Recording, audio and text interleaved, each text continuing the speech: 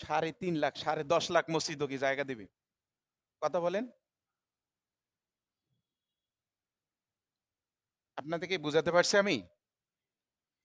আপনি, আমি, আজহারি আরো যত বক্তা গলা ফাটায় ওয়াজ করেন। সারা বছর যুগ, যুগ ধরে ওয়াজ করেন। এই ওয়াজ এই মসজিদের ৪ দেওয়ালের ভিতরে সীমাবদ্ধ থাকবে। কথা বলেন?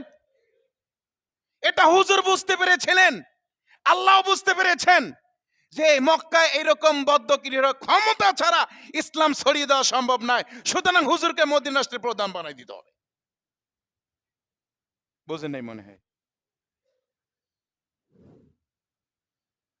আপনি আমি সবাই মুসলমান। এই পাঠকে অস্বীকার করার মতো এখানে কেউ নেই। তাইলে সে মুসলমানই থাকবে না। হুজুর যে ১০ বছরের প্রেসিডেন্ট ছিলেন, এটা কি ভুল কথা? মিথ্যা কথা?